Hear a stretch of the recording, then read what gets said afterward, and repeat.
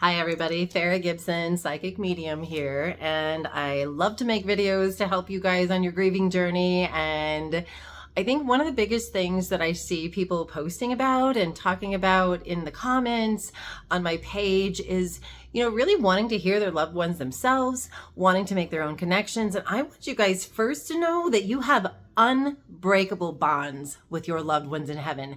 There is no soul bond that is stronger than yours with them. So I want you to first trust in that.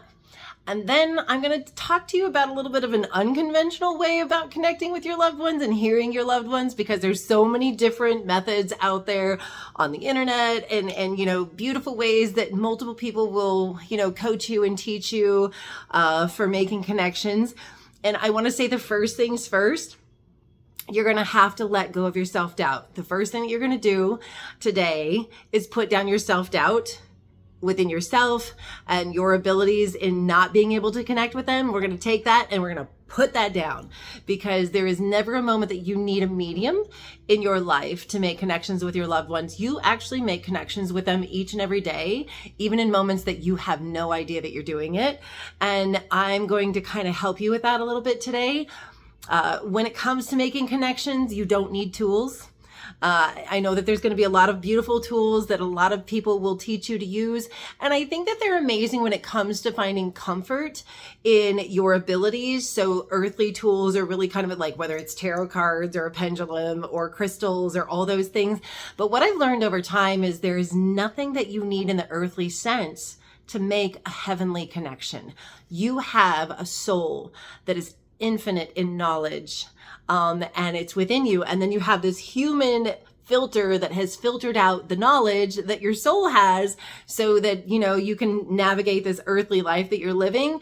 And I want to remind you of that soul knowledge that you have, and that soul communication that you have within, that you use each and every day, and you don't even realize that you're using it. So that's what we're going to work on today. So if you're accustomed to using tools, today we're going to put them down. If you're accustomed to using tarot cards, crystals, sage, all the things, you can set an intention within yourself for things, and you don't need those earthly tools to make that intention. So even when it comes to like saging and all of those things, I love those things for people. When we need to use them to feel like we're going through the act of making a spiritual connection or intention. But let's try this. Number one, I want you to take your body and unzip it right now. Pretend that there's a zipper right here at the top of your head. Unzip it, take it off, and throw it over to the side, because there is nothing in your human body that you need. I don't need you to work on your breath. I don't need you to listen to your heartbeat. You don't have to slow your breathing. Breathe in through your nose, breathe out through your mouth, and none of that stuff today. Now, again, there's some amazing people that will give you different options and different, ways to connect. But today we're going to do a little bit of an unconventional way. We're going to throw your human body over there for just a second. Just imagine. Gone. Okay. Now you are sitting in a soul space.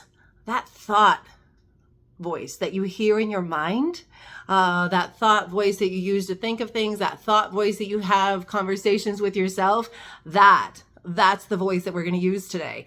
And actually, it's not in your head at all, which is so cool. It's actually your soul communicating loud and clear to heaven every single day that you live. And there's also communication coming back at you every day that you live. All right, so now we have unzipped our human body for just a moment. We've thrown it over there on the floor. We don't even need it. We're not worried about our breath. We're not worried about slowing ourselves down or speeding ourselves up. We don't have to worry about our heartbeat. We're not worried about any of those things. Now you're sitting in a soul space, and you are going to start talking to the loved one that you have in heaven. Okay, how do we do that, right? That thought voice, that voice that you use in your mind is the same voice that I'm going to ask you to use right now. And I want you to say in your thought voice, or in your soul's voice, it really is your soul's voice communicating. I want you to imagine your loved one right now sitting in front of you. I want you to imagine them there, because they are. As you're inviting them to your space, they are sitting right in front of you right now. And now I want you to think in your thought voice, because your self-doubt is on the floor, because your human brain is over there. All of those things are over there. And I want you to think in your soul's voice right now, your loved one's name, and I want you to say in your thought voice, I love you, on the count of 3. 1, 2, 3. Okay, you just spoke to your loved one. Now, I want you to imagine, if you will, you won't have to actually imagine it all, in that same space, in that same thought space, in that same soul voice space, I want you to imagine your loved one saying back to you in that same space your name and I love you back to you on the count of 3. 1, 2, 3. Did you hear that? Okay. Might have been a little quiet, might have been a little awkward. Your self-doubt is still like trying to creep back in from that space that we threw it way over there. So we're going to try something else. I want you to scream in the loudest inside voice that you have in your mind. I want you to scream in your loudest soul voice your loved one's name and I love you on that in that inside voice. Are you ready? On the count of 3, the loudest you could possibly scream it to them. 1, 2, 3.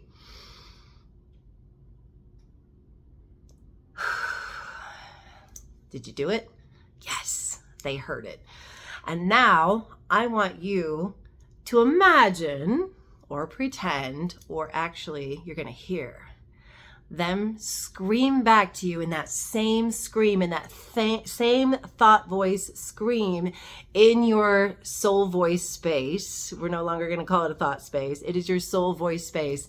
I want you to hear them scream back to you in the loudest scream you could imagine hearing within your name and I love you on the count of 3. 1, 2, 3.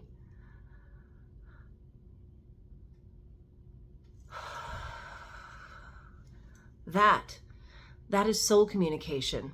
It's that space that feels like it's a thought in your mind, and it feels like it's something that you're just communicating within yourself. And the truth of it is, you are hearing your loved ones and communicating with them each and every day. Every day that you have that private conversation that you feel like you're pretending that you're having with them.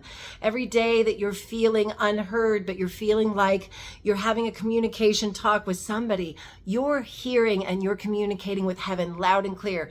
There's never a moment that they don't hear you. There's never a moment that they are without your voice. And I want you to understand that you do not have to have days and years without their voice. You're going to have to just learn a new communication with them. It's not going to be an out loud voice in your ear. It's going to be a feeling that comes at you. It's going to be a thought that pops at you. And it's going to be a silent feel. And it's going to be a silent knowing that your soul understands well. You came from heaven with soul communication long before you came into this body, and you have that communication knowledge still. It's a language that you know. It's a language that you understand completely with all of you. And it's just my place to remind you.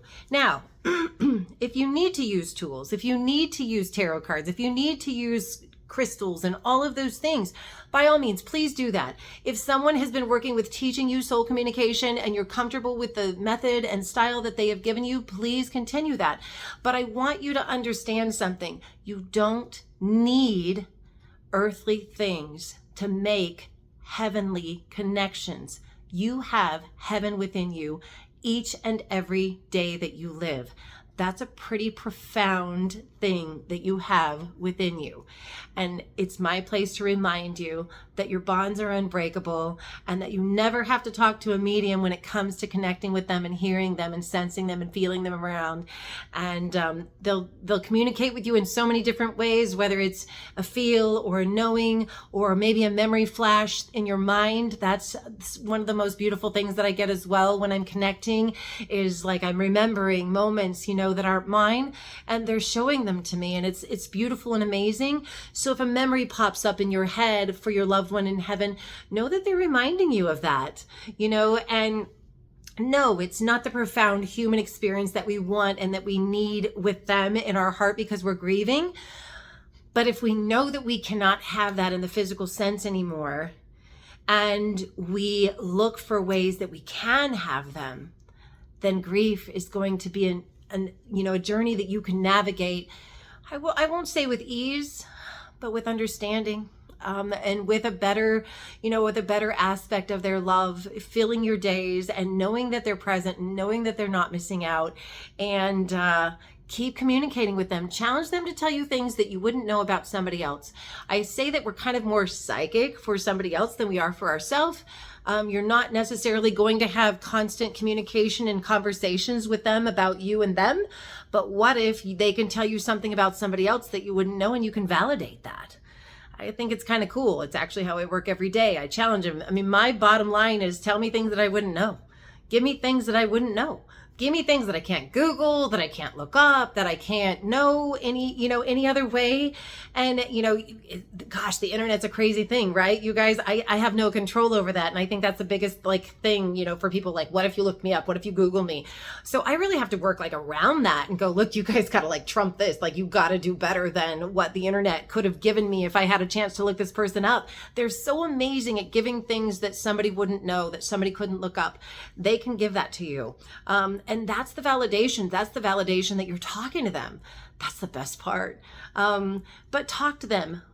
Tell them you love them. Tell them, your needs and your wants for them. Challenge them to specific signs. They're capable. I think I've done messages on here before about how limitless they are in signs. They are. If you ask for an elephant, ask for an elephant. If you want to ask for an elephant, ask for an elephant.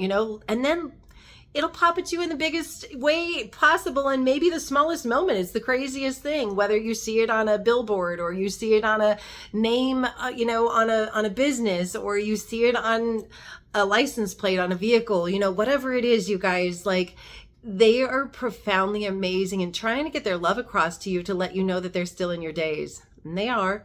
But hopefully this little connection video will help you guys out, and keep working on it. I always say, working on your soul communication and learning that, no different than a baby doesn't just start talking from the moment of birth, right? It takes time, and it takes repetitive, challenges within yourself, that you will be able to really have confidence in yourself. But again, the first thing you're going to have to let go is your self-doubt. The other thing you'll have to let go of is ego. It's not going to be perfect on day one. That's okay. Be okay with it not being perfect on day one. And, it becomes like playing guitar, and there becomes a muscle memory in it that you just can't deny. And, I hope that you start finding ways to communicate with your loved ones, and feeling them in your days, and recognizing that they're around, because they are.